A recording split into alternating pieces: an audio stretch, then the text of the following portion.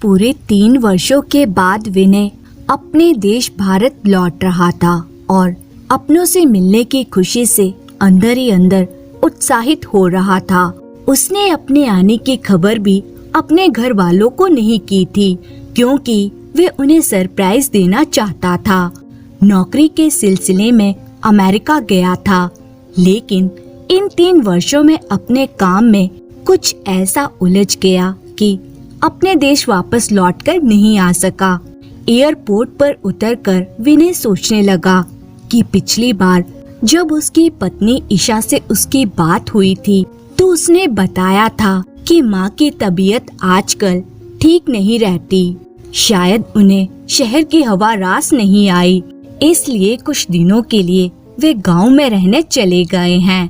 कुछ समय के लिए उन्होंने शांति काकी के यहाँ एक कमरा किराए पर ले लिया है। विनय जल्द से जल्द अपने माँ बाबूजी से मिलना चाहता था, इसलिए वे एयरपोर्ट पर उतरकर अपनी पत्नी से मिले बिना टैक्सी करके सीधा गांव के लिए रवाना हो गया। गांव पहुंचकर जैसे ही टैक्सी से बाहर निकला तो गांव की मिट्टी की सौंधी सौंधी खुशबू उसे अपनी ओर आकर्षित करने लगी। उसका बचपन उसी की आंखों के सामने किसी चलचित्र की तरह दिखाई देने लगा। शांति काकी के घर जाते हुए वे गांव की हर एक गली और हर एक नुक्कड़ को बड़े ध्यान से देखता जा रहा था और अपने माता पिता के साथ वहां बिताए गए अनमोल पलों को याद करता जा रहा था। जब विनय शांति काकी के घर पहुंचा तो उसे देखते ही काकी के बूढ़े चेहरे पर एक मुस्कुराहट फैल गई। प्रणाम काकी, कैसी हैं आप? मैं अच्छी हूँ बेटा, तुम लोगों का क्या हालचाल है? मैं ठीक हूँ काकी। ऐसा कहते हुए विनय इधर उधर नजर दौड़ाने लगा। उसकी नजरें अपने माता पिता को ढूंढ रही थी। तभी शांति काकी बोली, क्या हुआ विनय बेटा, किसे ढूंढ रहे हो? फिर विनय कहने लगा, काकी मेरे माँ बाबूजी कहाँ है? बहुत समय हो गया उनसे मिले हुए, क्या आप उन्हें बुला देंगी? विनय की बात सुनकर शांति काकी हैरान रह गई। यह क्या बात कर रहे हो बेटा, तुम्हारे माँ बाबूजी तो शहर में ही रहते हैं। मुझे तो कितने साल हो गए तेरी माँ से मिले हुए। यह सुनकर विनय के चेहरे का रंग उड़ गया और फीकी सी मुस्कुराहट के साथ बोला, लेकिन काकी माँ बाबूजी तो कब से गांव वापस आ चुके थे और वो तो यही गांव में आपके घर पर रह रहे थे। तभी काकी हैरानी से बोली, नहीं विनय बेटा, तुझे कोई गलतफहमी हुई होगी। तेरे माँ बाबूजी तो कब से यहाँ आए ही नहीं हैं। सावित्री से मिलने को तो मेरी आंखें कब से तरस गई हैं। ये सुनकर विनय की हैरानी का ठिकाना ही न रहा। वे गंभीर सोच में पड़ गया। फिर बाहर निकलकर विनय गांव के अन्य लोगों से भी पूछताछ करने लगा, लेकिन उसे कुछ पता नहीं चला। आखिर माँ बाबूजी है कहाँ? यह सोचते हुए उसने अपनी पत्नी को फोन लगाकर उससे पूछना चाहा, तो पाया कि उसकी पत्नी का फोन स्विच ऑफ था। उसने बहुत बार कोशिश की, लेकिन अपनी पत्नी से बात नहीं कर पाया। थक हार कर विनय वापस टैक्सी में बैठ गया और अपने शहर की ओर निकल पड़ा। विनय को इतना परेशान देखकर टैक्सी ड्राइवर ने उससे उसकी परेशानी का कारण जानना चाहा, तो विनय ने उसे सारी बात बता दी। जैसे ही वे लोग शहर पहुँचे तो टैक्सी ड्राइवर ने गाड़ी को माता रानी के मंदिर के बाहर रोक दिया और कहने लगा, बाबूजी इस मंदिर की बहुत मान्यता है। कहते हैं इस मंदिर में माथा टेक कर जो भी मांगो वे मुराद पूरी हो जाती है। टैक्सी ड्राइवर की यह बात सुनकर विनय भी उस मंदिर में माथा टेकने चला गया। मंदिर में प्रार्थना करने के बाद जैसे ही मंदिर के प्रांगण में आया तो उसने देखा कि वहाँ बहुत भीड़ जमा थी, क्योंकि वहाँ कुछ लोगों द्वारा प्रसाद वितरित किया जा रहा था और बहुत से गरीब और भूखे लोग वहाँ से प्रसाद लेकर खा रहे थे। तभी उसकी नजर एक बूढ़े व्यक्ति पर पड़ी। वह व्यक्ति भीड़ में घुसकर प्रसाद लेने की कोशिश कर रहा था, परंतु कोशिश करने के बावजूद भी अंदर जाने में नाकामयाब हो रहा था। लेकिन जैसे तैसे कोशिश करने के बाद जब वह प्रसाद लेने के लिए पहुंचा, तब तक प्रसाद खत्म हो चुका था। वह बूढ़ा व्यक्ति निराशा से निढाल होकर वहीं बैठ गया। विनय को उस वृद्ध व्यक्ति पर बहुत तरस आया। वह दौड़कर उनके पास आया और उनके कंधे पर हाथ रखकर कहने लगा, बाबा, आप परेशान मत हो, मैं आपके लिए खाना लेकर आता हूँ। ऐसा कहते हुए जैसे ही विनय खाना लेने के लिए जाने लगा तो एकाएक चौंक गया। वह व्यक्ति उसे कुछ जाना पहचाना सा लगा। उसे उस वृद्ध व्यक्ति में अपने पिता की झलक दिखाई दी और वे जाते जाते अचानक रुक गया और वापस मुड़कर विनय ने उस वृद्ध व्यक्ति की ओर गौर से देखा तो उसे ऐसा महसूस हुआ जैसे उसकी आंखों के सामने अंधेरा ही छा गया हो। वह देखकर दंग था कि वह बुजुर्ग व्यक्ति और कोई नहीं बल्कि उसके पिता राधे श्याम जी थे, जिनकी आंखें चेहरे के अंदर तक धंस चुकी थी और शरीर कंकाल मात्र रह गया था। विनय को अपनी आंखों पर यकीन नहीं हो रहा था। कुछ पल के लिए तो उसके मुंह से कुछ शब्द ही नहीं निकल पाए। फिर रूंधे गले से वह बोला, पिताजी, आप यहाँ इस हालत में, आपकी ये हालत कैसे हो गई? मैंने आपको कहाँ कहाँ नहीं ढूंढा। ऐसा कहते हुए विनय अपने पिता के गले लग पड़ा। तभी राधे श्याम जी ने एक नजर उसकी ओर देखा और घृणा से उसे झटकते हुए कहा, हमारी इस हालत का जिम्मेदार केवल तू है, तो अब क्या लेने आया है मेरे पास?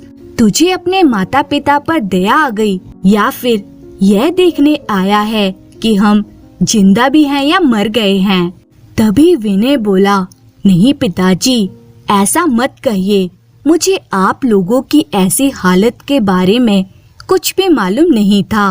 तभी राधे श्याम जी आंखों में गुस्से और नफरत के भाव लिए बोले, अच्छा चलो, मान लिया कि तुझे हमारी हालत के बारे में नहीं पता था, लेकिन हमें यहाँ आए लगभग 3 महीने बीत चुके हैं। अपनी पत्नी को तो तू हर रोज फोन करता ही होगा। क्या तूने कभी हमारे बारे में अपनी पत्नी से पूछने तक की जरूरत नहीं समझी? नहीं पिताजी, आप ऐसा सोच भी कैसे सकते हैं कि आपका बेटा अपने माँ बाप के प्यार और त्याग को भूल जाएगा?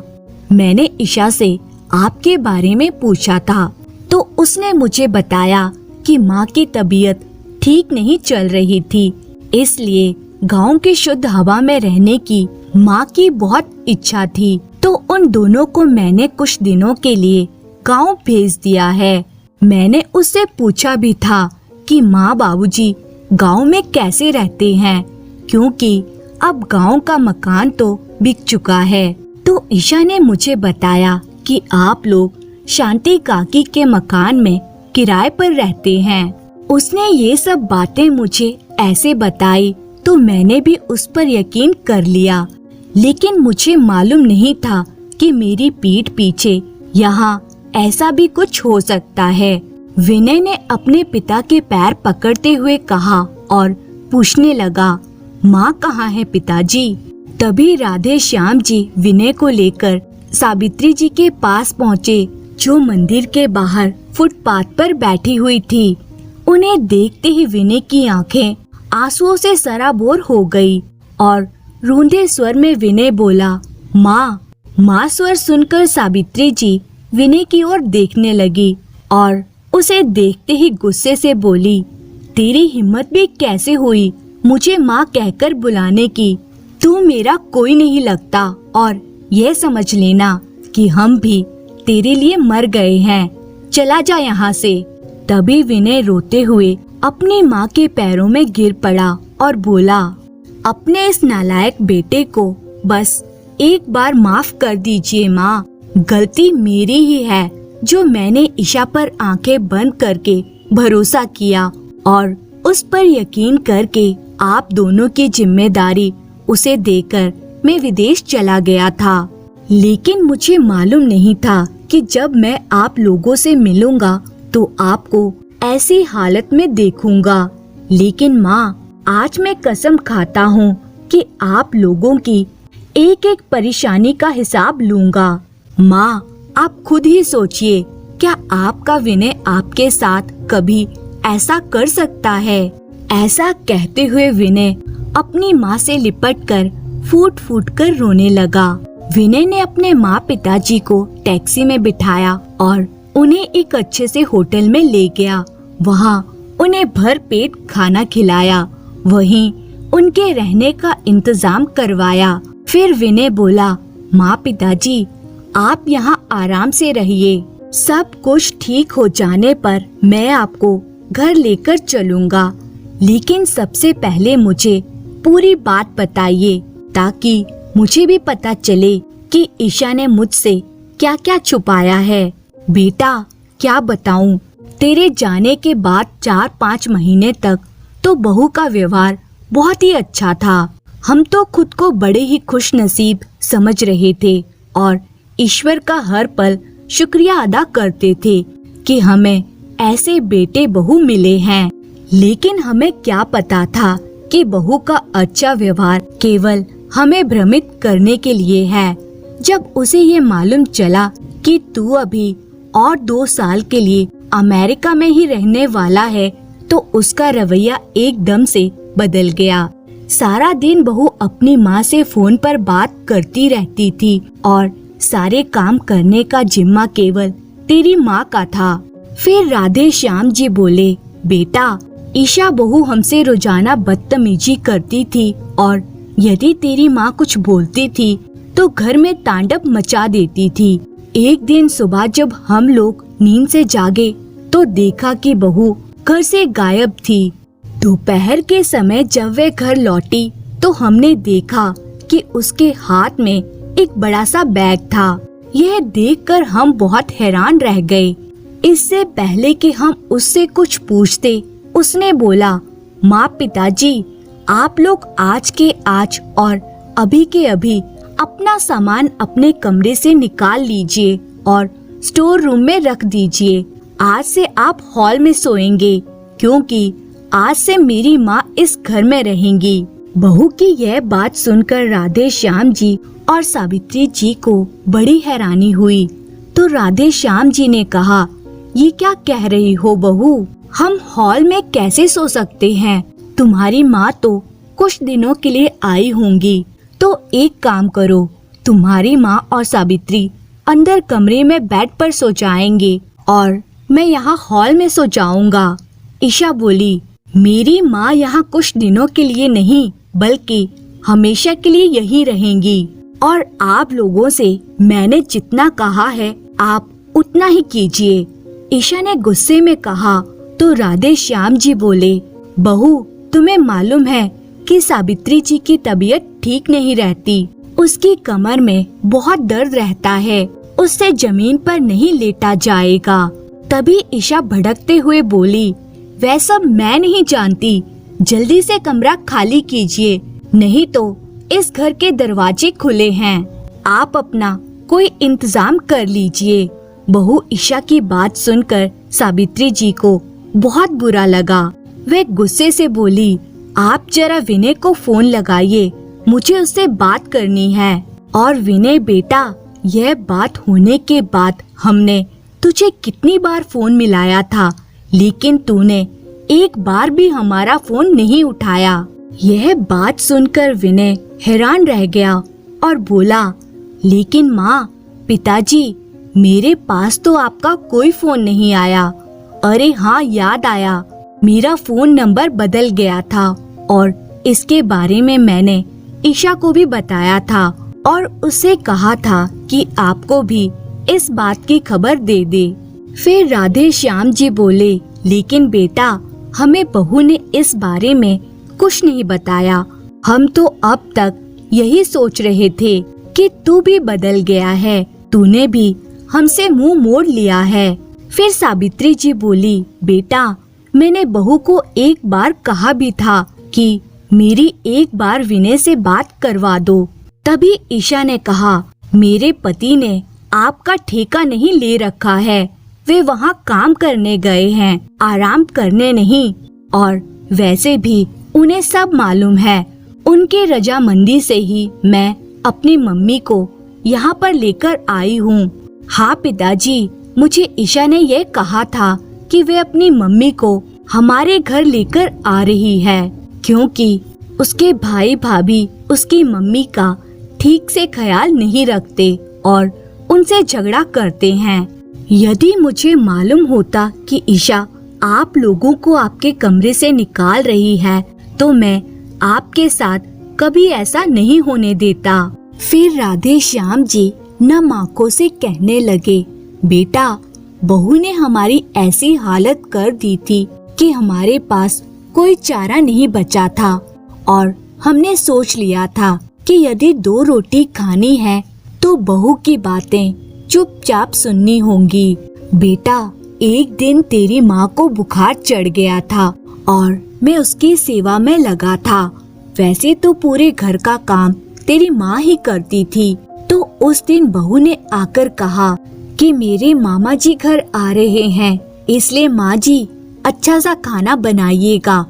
तो मैंने कहा कि कैसी निर्दयी हो तुम बहू, क्या तुम्हें नजर नहीं आ रहा कि तुम्हारी सास बीमार है? तुम्हें तो इसकी सेवा करनी चाहिए, उल्टा तुम उसे काम बता रही हो। इस पर समधन जी मुझे कहने लगी कि आप जाकर इनके लिए दवाई ले आइए, दवाई खा लेंगे तो राहत भी मिलेगी और काम में मन भी लगेगा। और वैसे भी तबीयत ठीक हो या नहीं हो, घर का काम तो करना ही पड़ता है। तो बेटा मुझे समधन जी की यह बात सुनकर बड़ी ही हैरानी हुई और गुस्सा भी बहुत आया। उस दिन के बाद ईशा बहू और समधन जी दोनों मिलकर आए दिन हमें बातें सुनाती। एक दिन घर पर बहू ने किट्टी पार्टी रखी और घर पर बहू की बहुत सी सहेलियां आई हुई थी। उस दिन बहू ने हमें कहा कि रसोई में 15 लोगों का खाना बनाना है। समधन जी और बहू मेहमानों के साथ पत्ते खेलने में व्यस्त हो गईं। सब लोग हंसी के ठहाके लगा रहे थे। बीमार होने के कारण तेरी माँ से इतना काम नहीं किया जा रहा था। यह सब देखकर मेरा गुस्सा उबल पड़ा और मैंने टेबल पर रखा हुआ सारा खाना उठाकर फर्श पर गिरा दिया। यह सब देखकर बहू का पारा 7वें आसमान पर पहुंच गया। वे चिल्लाकर बोली, आप लोग जल्दी से अपना सामान समेटिए और चले जाइए यहाँ से। यह सब बताते बताते उसके माता पिता फूट फूट कर रोने लगे और कहने लगे, बेटा तू नहीं जानता, बहू ने भरी दोपहर में हमें घर से बाहर निकाल दिया। हम कहाँ जाते? गांव वाला मकान भी अब अपना नहीं रहा था। हम लोग सड़क पर आ गए थे। तेरी माँ की हालत तो पहले से ही खराब थी और फिर मैं भी बीमार रहने लगा। फिर हम दोनों इस मंदिर के बाहर आकर बैठ गए। लेकिन बेटा तुम हम तक पहुँचे कैसे? सावित्री जी के पूछने पर विनय ने कहा, माँ आप लोगों को घर से निकालने के बाद ईशा ने मुझसे कहा कि आप लोग तो शांति काकी के पास गांव में चले गए हैं। और जब मैंने कुछ दिनों के बाद उससे पूछा कि माँ बाबूजी का फोन क्यों नहीं लग रहा, तो उसने बताया कि आपका फोन घर पर ही रखा है और आप लोग गांव वालों के साथ तीर्थ यात्रा पर गए हैं। इस कारण आप लोगों से बात नहीं हो पाएगी। मुझे थोड़ा सा शक भी हुआ, क्योंकि यदि आप तीर्थ यात्रा पर जाते तो मुझसे एक बार बात जरूर करते, यूं बिना बताए ना जाते। इसलिए मैं जल्दी काम निपटा कर ईशा को खबर किए बिना भारत वापस आ गया। आपसे मिलने के लिए मैं सबसे पहले गांव में ही गया था, लेकिन वहाँ शांति काकी ने बताया कि आप तो वहाँ गए ही नहीं थे। यह जानने के बाद मैं खुद को बहुत लाचार महसूस कर रहा था, इसलिए यहाँ माथा टेकने आ पहुँचा और आप लोगों को ऐसी हालत में पाया। लेकिन आप लोग बिल्कुल चिंता मत करना, अब मुझे सब पता चल चुका है। अब तो उस जालिम औरत को मजा चखाने का समय है। मैं कसम खाता हूँ माँ, अगर उसे उसकी औकात ना दिखाई तो मैं भी आपका बेटा नहीं। ऐसा कहकर विनय अपने घर लौट आया। जैसे ही घर पहुँचा तो देखा कि दोनों माँ बेटी बैठे हुए चाय और स्नैक्स का आनंद ले रही थी। उसी समय ईशा की माँ बोली, बेटी ईशा, तूने अपने सास ससुर को यहाँ से निकाल तो दिया है, लेकिन एक बार देखना तो चाहिए कि वे लोग कहाँ गए और क्या कर रहे हैं। कहीं उन्होंने दामाद जी को सारी खबर कर दी तो हमारा क्या होगा। अरे माँ, आप भी क्या बात करती हैं। जब उन्हें विनय का फोन नंबर ही नहीं पता है तो उन्हें सब बात का पता कैसे चलेगा। अगर बेटी दामाद जी उनके माता पिता के बारे में पूछेंगे तो तुम क्या बताओगी। फिर ईशा ने कहा, माँ, जब तक आपके दामाद जी भारत वापस आएंगे तब तक कुछ सोच लेंगे, अभी तो लाइफ को एंजॉय करो। ये बातें करते हुए वे दोनों जोर जोर से हंसने लगी। तभी विनय अंदर चला आया और उसे देखते ही ईशा के चेहरे का रंग उड़ गया और ठिठक कर उठ खड़ी हुई। अरे क्या हुआ बिटिया, तुझे सांप क्यों सूंघ गया। ऐसा कहते हुए ईशा की माँ ने दरवाजे की ओर देखा तो उसके पैरों तले की जमीन खिसक गई। वे दोनों मन ही मन सोच रही थी कि कहीं विनय ने उनकी बातें सुन तो नहीं ली। उसी समय विनय हंसते हुए बोला, देखा, हैरान रह गई ना मुझे देखकर। मैं तुम्हें सरप्राइज देना चाहता था, इसलिए बिना बताए ही आ गया। विनय की यह बात सुनकर ईशा और उसकी माँ की जान में जान आई। अब उन्हें यकीन हो चुका था कि विनय ने उनकी बातें नहीं सुनी।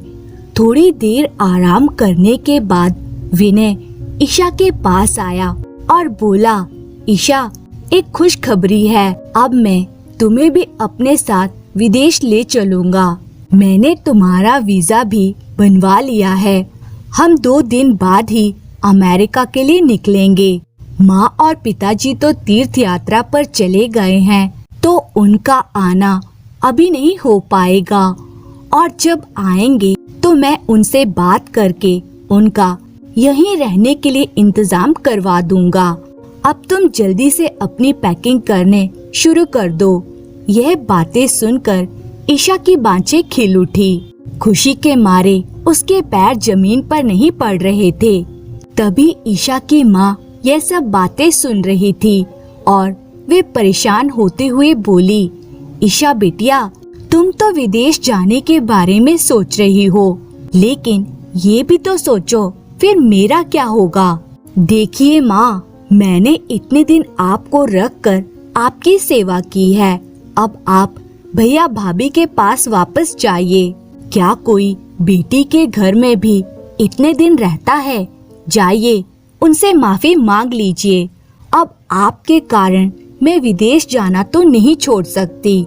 पता है मैं कितना तरसती थी विदेश में जाने के लिए, और अब जब मौका मिल रहा है तो मैं इस मौके को हाथ से जाने नहीं दूंगी। अपनी बेटी के मुंह से ये बातें सुनकर उसकी माँ हैरान रह गई। अगले ही दिन उसने अपनी माँ को अपने घर से विदा कर दिया और खुशी खुशी विदेश जाने की तैयारी में जुट गई। जिस दिन उसकी फ्लाइट थी, विनय ने उसे फ्लाइट में बैठाकर कहा, तुम यहीं बैठो, मैं बस 2 मिनट में आया। लेकिन जब फ्लाइट उड़ने का समय हुआ तब तक भी विनय वापस नहीं लौटा था। ईशा ने घबराते हुए बैग में से अपना फोन निकाला। तभी उसने देखा कि फोन के पास ही एक कागज रखा हुआ था।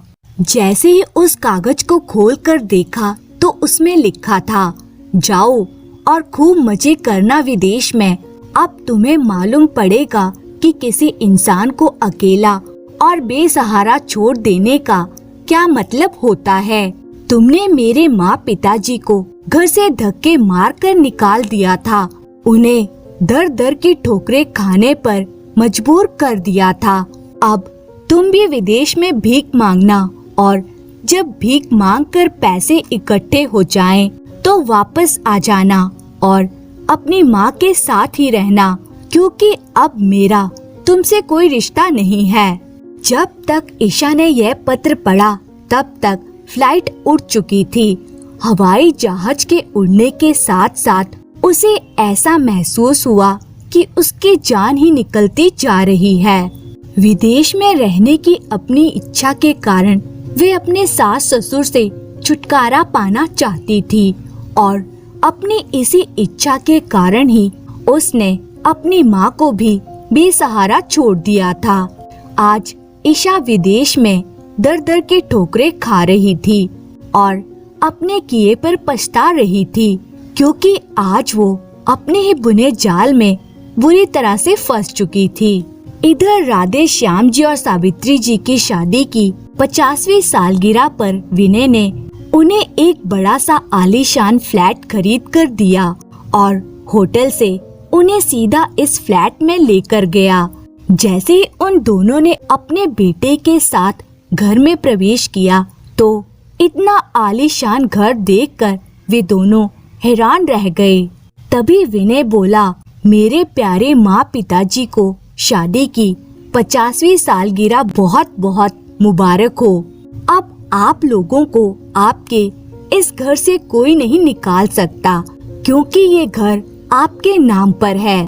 इतना प्यार देखकर राधे श्याम जी की आंखों से अश्रुधारा बहने लगी और वे बोले, बेटा हमें माफ कर दो, हमने तुम्हें बहुत गलत समझा। आज माता पिता के साथ विनय की आंखों में भी खुशी के आंसू थे।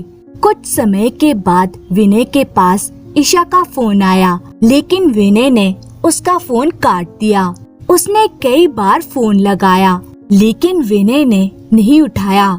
तब राधे श्याम जी के पूछने पर विनय ने उन्हें सब कुछ बता दिया कि किस तरह उसने ईशा को उसके बुरे कर्मों की सजा दी है।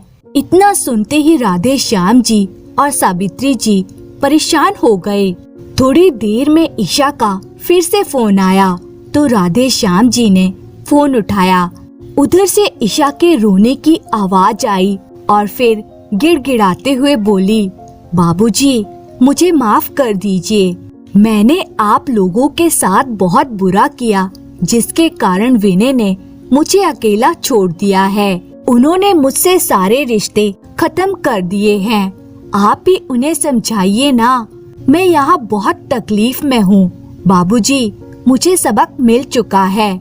मैं कसम खाती हूँ कि आज के बाद आप लोगों को कोई तकलीफ नहीं होने दूंगी।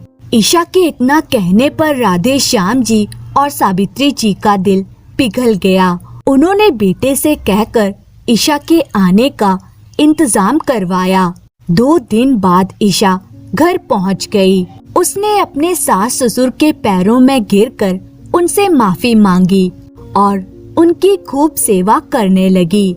आज एक बेटे ने दुनिया वालों के सामने एक मिसाल कायम कर दी थी। लेकिन उधर ईशा की माँ जब अपने घर पहुंची तो देखा कि उनका सारा सामान स्टोर रूम में शिफ्ट हो चुका था। उनके अपने कमरे में उनके लिए कोई जगह नहीं थी, क्योंकि उस कमरे में उनकी बहू के पिताजी आराम फरमा रहे थे और टीवी पर गाना बज रहा था, जो बोएगा वही पाएगा, तेरा किया आगे आएगा। दोस्तों, उम्मीद है आपको ये कहानी अच्छी लगी होगी और इसी तरह की मजेदार कहानियाँ देखने के लिए चैनल को सब्सक्राइब करें। धन्यवाद।